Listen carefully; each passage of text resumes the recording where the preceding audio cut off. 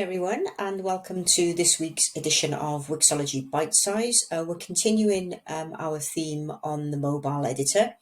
Don't forget, if you're enjoying the series, then please subscribe and turn on the bell notifications. We've kind of run through most of the basics, so I feel now we probably ought to get into the nitty-gritty of updating the site. So this might be a slightly longer bite size, but I'll try and cover all main pieces. So when you come into here, you never quite know what you're going to get, and as with the main editor, you can kind of scroll through and work on the different pages as you see fit. So we're going to start on our home page, and as with the main editor, the what you've designed in your dashboards will come through here onto your editor. A useful tip sometimes is to have another screen version if possible. Sometimes I work off my iPad so I can check that everything's come through and it's in the order that I want, although I don't necessarily want to make an exact copy of my dashboard. Because we're designing for smaller screens, sometimes there's a case of perhaps removing things which seems superfluous on a mobile page. So if anything's missing, you can have a little look in the hidden elements patch here and obviously show them if you wish to add them.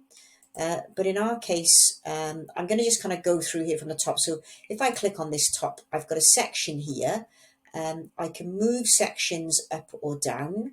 So if, for example, this section felt like it was in the wrong place, then if I click on the down arrow, it will take it down. And again, if I click on the up button, it'll take it up. You can also see I can hide it if I decide I want to hide it. If I click here, you'll see, look, I've got a slideshow here, so I can click through here, and it would be possible for me to make changes to the text. But at this point, I can only make changes to the size, not necessarily edit the text. But I do have the ability, if I wanted to hide this text and re-add other text here. So much the same. So I would have that option. Obviously, I can click on items, click on the toolbar. So it may be that on a mobile, I might want to make sure the buttons are a good size so that they're easy to click. But I am, in this instance, quite happy with this.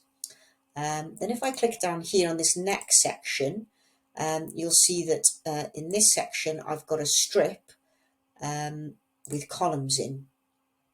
So again, if I wish to play about with the columns, I can click on Manage Columns, and it is possible to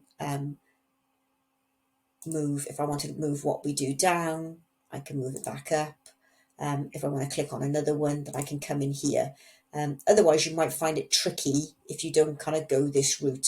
Much the same again, I could make this text smaller. So again, I could either come here and overtype. So if I make that 25 in this instance, or I can come to the settings, come here, look, and I can just take it down back to 22. Same here with the text. If I wanted to make this text bigger,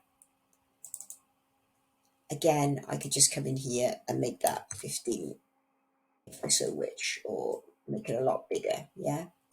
So you have got these options here. I'll just change that back to 15.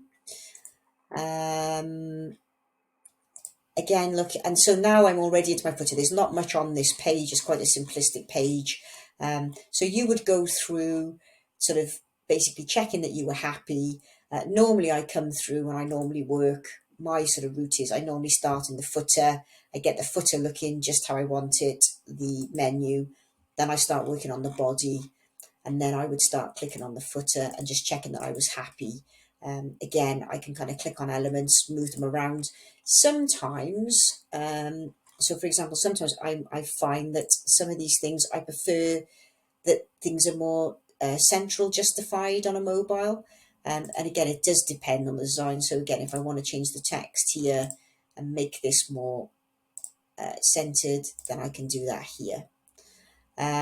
It may be that I would hide this Facebook, Twitter, and Instagram because I've added a quick action bar and I decide I don't want it. So literally I'm going through and making the changes that I deem necessary. Once I'm happy, I can kind of save and publish it if the site is going live, and I can check a version on the phone, on my actual live phone. You can have a preview here to get a feel for it and check that you're happy. And you can also click on this and view a version of it on your mobile, so you can get a feel for it actually on your mobile. Generally, it's worth checking across a few different types of mobile site if you can. Sometimes you will find that you might not be able to find an element. So again, you can try your hidden elements, or again, sometimes it's worth having a little look here and clicking on your layers panel and going through. You could probably find something kind of hidden in here, and that's a good tip if you find something missing.